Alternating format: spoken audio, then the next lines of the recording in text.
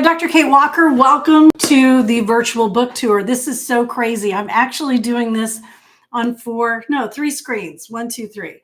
So I'm so glad you're here. The object of tonight is to answer your questions about the book.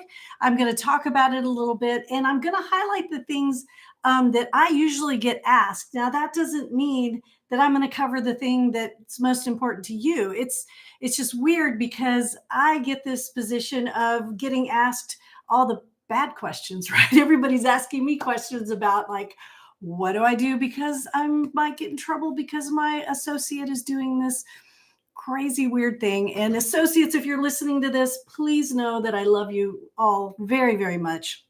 We need you, and that's part of the reason that I'm doing this, because we have to have supervisors who will be able to take you from beginner to my colleague, right? Because that's what we're doing as supervisors. We're growing our colleagues. So again, my name's Dr. Kate Walker. The book is The Clinical Supervision Survival Guide. And y'all, the reviews are really, really good. I'm so pleased for those of you who have bought the book.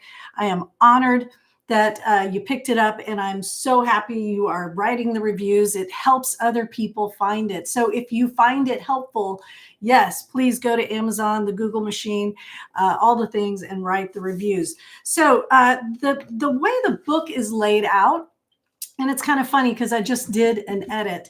The way the book is laid out is I actually just put all the good stuff at the front.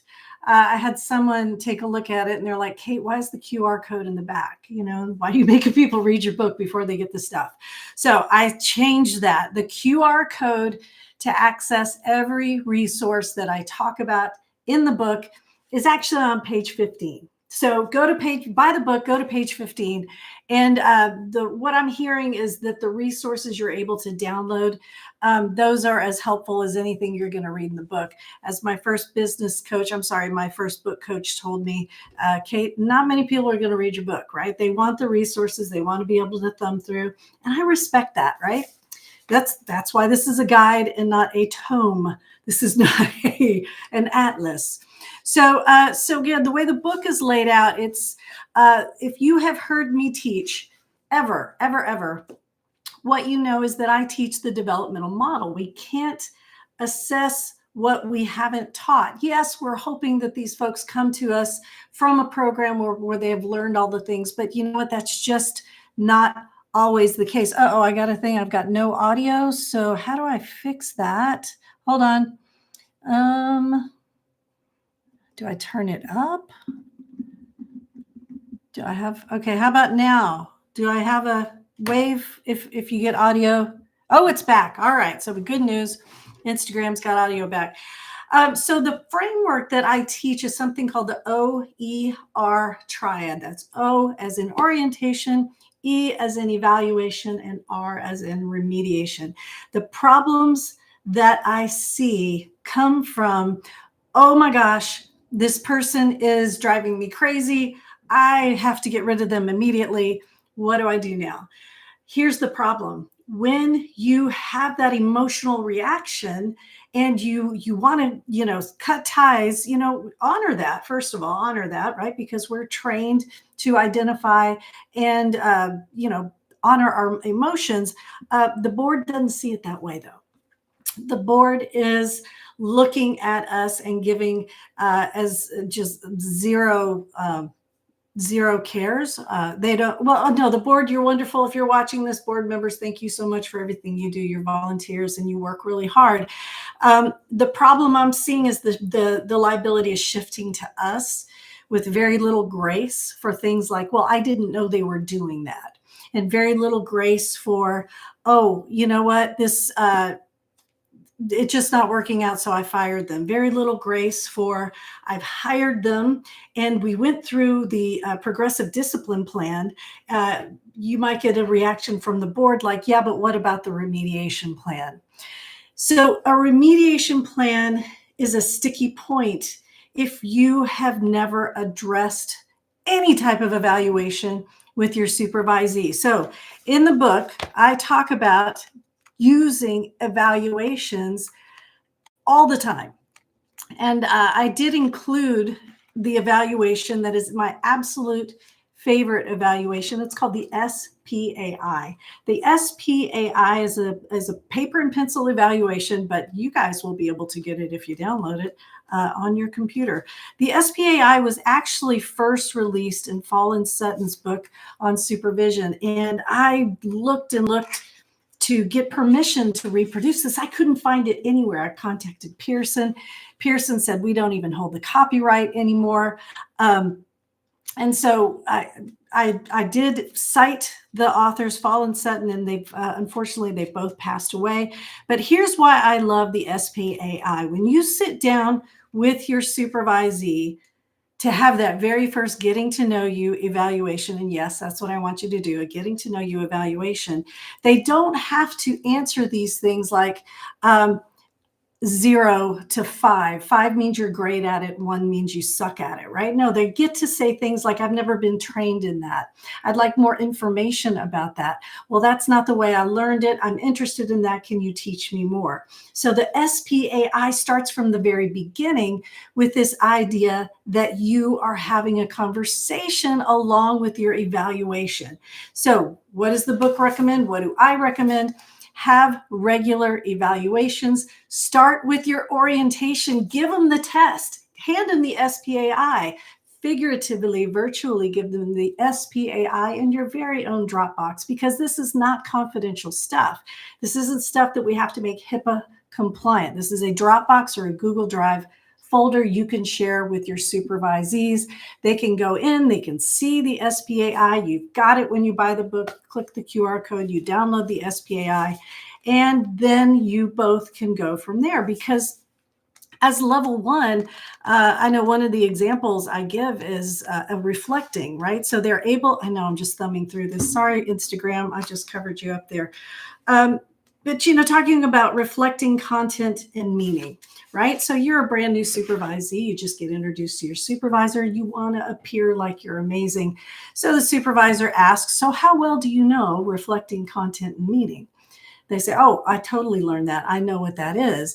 And then, they hold up a mirror. See, I'm reflecting content and meaning, right? So no, that would be a fail unless you're using the SPAI. Right? You're able to have the conversation about something as basic as reflecting content and meaning, and your supervisee is able to say something like, I need more information on that, rather than you get 3 months, 6 months down the road, you are completely pissed off because they don't seem to know what they're doing, and you're coming to me going, I want to fire them. Can I fire them?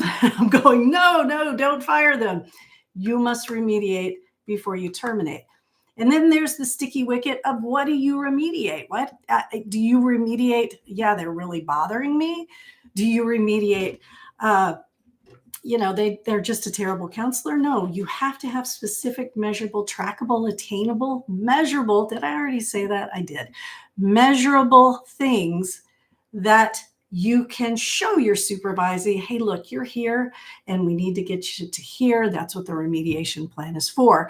When we have Kenda Dalrymple, who comes and talks to our group regularly, she talks about this idea that remediation can be a relationship breaker. Well, we didn't need anybody to tell us that, right? So the book talks a lot about having that remediation plan, dovetailing off your evaluation that you're doing regularly because you're brave and you know that it's important to the relationship. And then the remediation plan hopefully won't be the deal breaker. All right, I've got a lot of people watching on Instagram. I don't know about YouTube. YouTube's kind of weird. I can't see if anybody's on here. So I've got my daughters watching though. So if anybody's on there, don't be mean to me.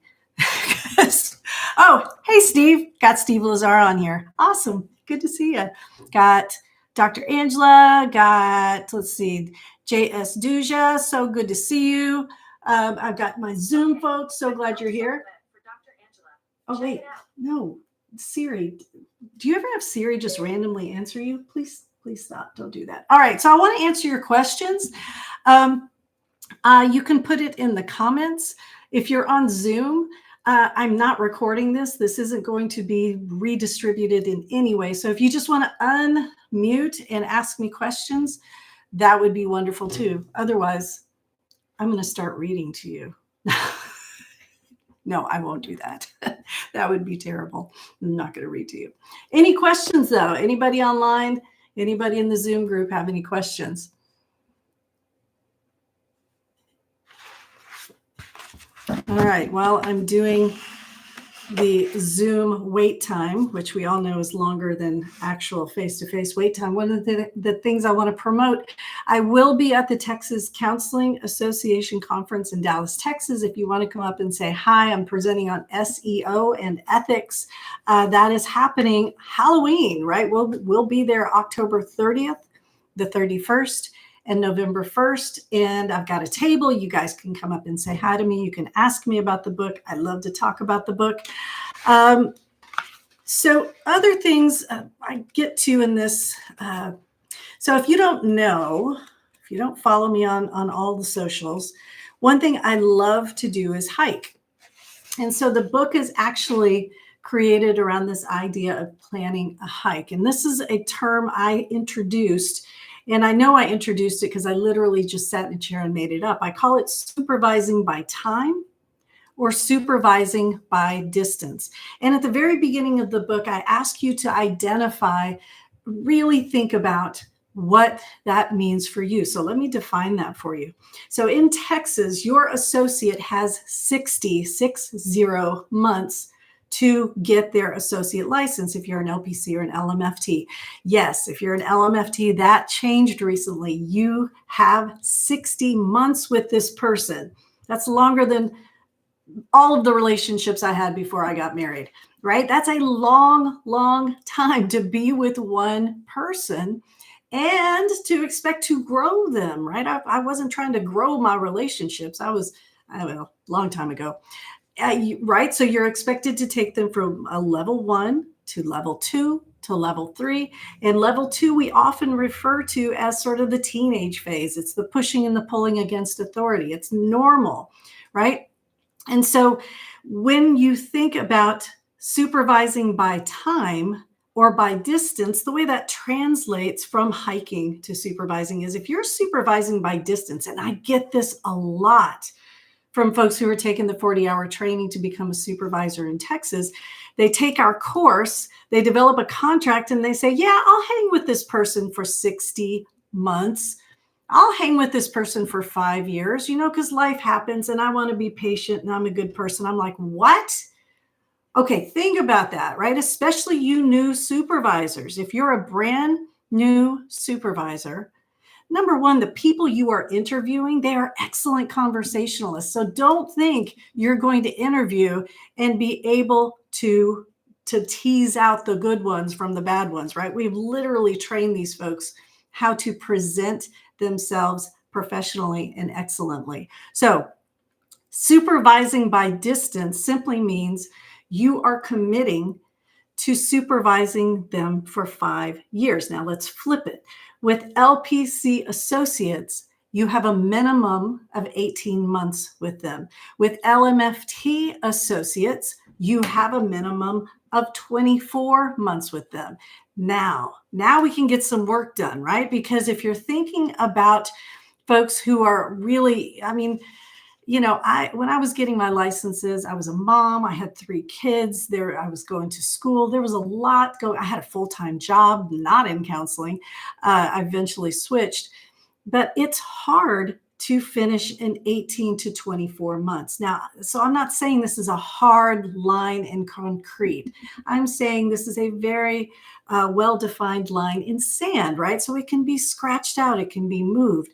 But if you set the expectation in your contract, I need you to be done in 18 months. If you're not done in 18 months, we need to revisit that. Now, where does 18 months come from? Well, it comes from having a full-time job. It's 20 direct hours per week. So 20 hours seeing clients and the other 20 hours doing paperwork, doing other things that go with having a real job. So if your supervisee is coming to you saying, I really need to take the whole 5 years, what they're telling you is they want to be less than part-time, which again is fine, is absolutely fine. And if you're an experienced supervisor, you might have some systems in place where you are able to OER, orient, evaluate, remediate, right? But if you're a brand new supervisor and you're taking this person on and they're already telling you up front, hey, I got to be part-time. Okay, what kind of diagnoses are they going to have access to then if they're just part-time? If they are just in one setting, if they're just seeing the same person week after week after week, and they're not accruing hours, right? So what is that doing for their ability to design treatment plans, think clinically, conceptualize clinically, all the things we need them to do to get from that beginning stage to the ending stage, right? Honestly, and this is my soapbox, I'm going to own this. I don't see how it can be done. I don't see how someone who is very, very, very part-time at the end of 5 years is going to have the clinical skills that someone who maybe had a couple of jobs, maybe really put their nose to the grindstone and got it done in 18 months to 2 years. I know y'all fight me on that. That is not always the most popular opinion. And I get it too. I have had breast cancer. I know life happens, right? That's why I have all the tattoos, right? I have the double mastectomy. Life happens. We can't always just power through. There's no award at the end. Nobody's going to give you a cookie. There are no medals. So if you're a supervisee, if you're an associate and you're listening to this, what I hope you're hearing in all my vitriol here is a happy medium. You want to be able to have a conversation with your supervisor and to understand when they say, hey, look, I need you to pick up more hours. And for you to have a conversation saying, yeah, but I need to take a month off. I need to take a little bit of time off. So supervising by distance means setting out from the very beginning. That signature is just dried on the contract. And you are saying, supervisee, I will hang in there with you for 5 years. Supervising by time means you are putting in the contract, we will reevaluate at 18 months to 2 years. Doesn't mean we're going to break up, just means we are going to look at your job setting, why you aren't accruing the hours you need to accrue, what do we need to shift, what do we need to pivot and do so that you can start collecting the things you need to collect. All right.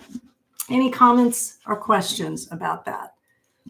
And I'm going to see, I've got a request here. I don't know what that means. Go live? Yeah. All right, there we go. Any questions or comments about that?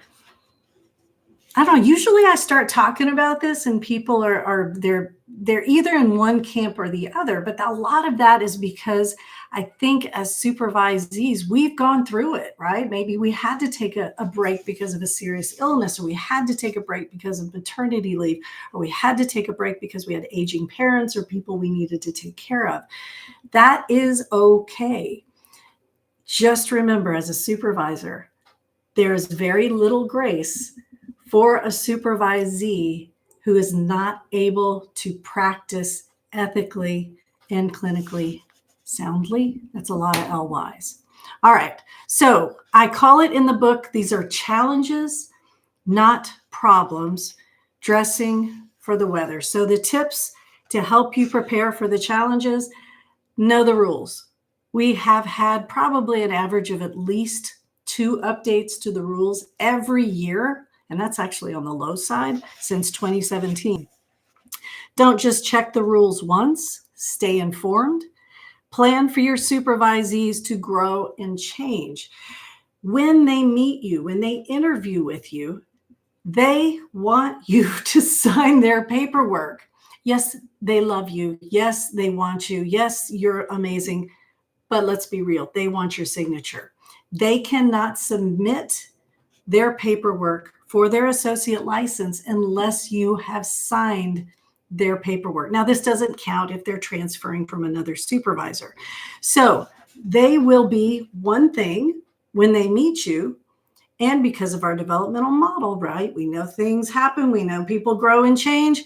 They will grow and change. So don't look up from your paperwork one day and say, "Ooh, who are you? You're not the same person that I interviewed 6 months ago, 8 months ago, 12 months ago." They're not supposed to be, right? Bloom's taxonomy.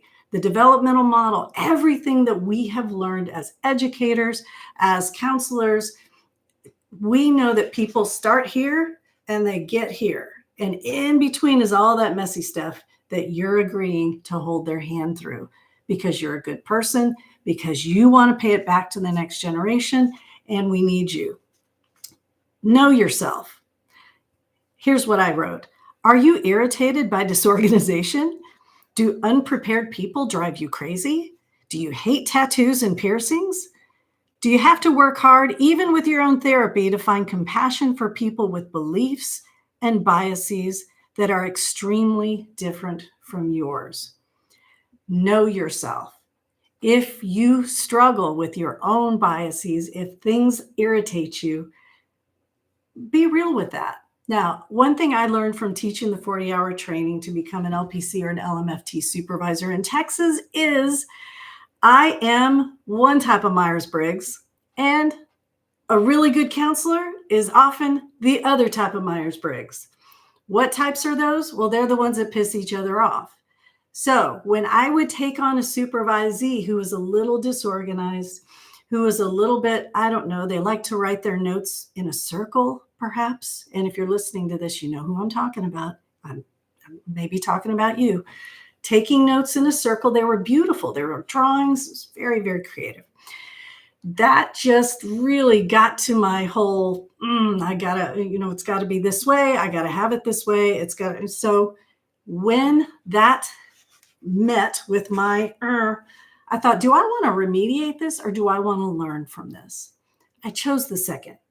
And this colleague of mine is outstanding. I mean, this has been several years ago. She works in an area of counseling that I just admire. And I just, I watch her grow and I hear from her all the time. And this person is amazing. And if I had just started with oh, wait, no, this isn't going to work because we're so different, right? I would have never learned that. Now, I don't seem to be making my point of knowing yourself, but that's my point.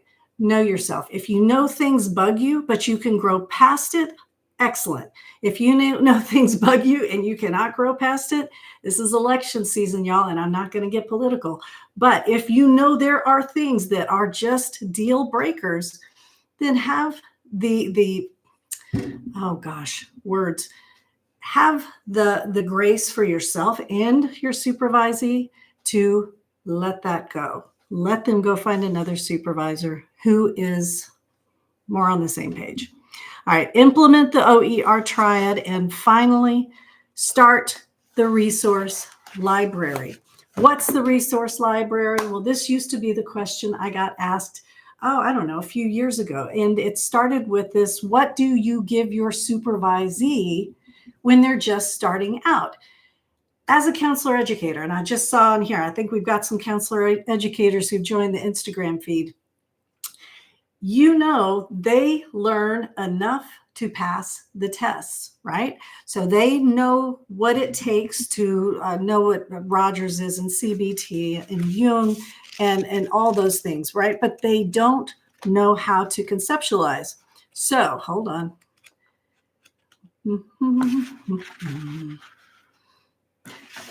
When they get that first couple who is surviving infidelity, when they get that first client who is struggling with addiction, when they get that first parent of the child who's struggling with addiction, don't think that there was a class somewhere where they learned how to do that, what to say exactly. Yes, they learned concepts. Yes, they learned theoretical bases for their decision making. But the real rubber hits the road knowledge is going to come when you teach it to them. So again, when Kenda Dalrymple comes and talks to us, she talks about problems with the board arising from supervisees being in over their heads. So you've got a choice. You can train them, or you can let the job, give them 45 clients a week and they're all complex diagnoses and just buckle up and hang on. If you have a specialty, spend some time in your orientation training them. If you don't have the specialty, well, there are lots of CE courses and trainings online. I mean, just a Gottman training, right? Or an Imago training, just something where folks can go and learn what to say when a couple presents or an individual presents as a result of infidelity or addiction. So some ideas, books that I love: Addictive Thinking by Abraham Tversky. I love all the Codependent No More books. I think those are great.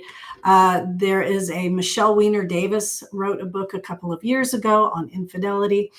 Those are the types of things in your orientation. You could tell your brand new supervisees, hey, you got 5 books to read. You got a month to do it. That's it. You got a month to get these books read. We are going to focus on rules, and we are going to focus on the skills in these 5 books. Yes, 5 books. No, you can't get the Cliff Notes. Read the books, right? So, and then as the clients come into your practice or the practice where they're working, you start to have an idea as you go through their client list where they need more training. And don't be afraid to pull them aside and say, I need you to have more training, whether that's more supervision or you send them off to go get trained by somebody else. All right, guys, I'm going to close. I'm going to give it about 3 more minutes. This was fun. This is like, okay, all these cameras, it's very, very strange. I've got my new grandma shirt on. So that's because I'm going to be a grandma and my daughter's watching. Say hi to the pickle. So yes, it's a good time. So yes, ask me questions. If I turn off the live feed before you can ask questions, of course you can tag me. Instagram is @KateWalker. YouTube, I'm not sure how you do that. I'm pretty sure you can just @Dr. Kate Walker. And then of course you can be on Facebook on Texas Counselors Creating Badass Businesses and tag me there as well. So please take a moment. If you like the book, buy the book. If you bought the book, review the book.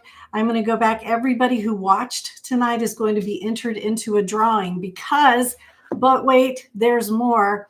We're putting together a planner. And this planner I'm really proud of. And so I'm going to be giving them away. I'm going to be giving away planners at the Texas Counseling Association. That's where we're going to announce the winners. And so if you were on the live tonight, we've got you logged. If you were in the Zoom, that's super easy because I can just go back and see all y'all and see what the attendance is.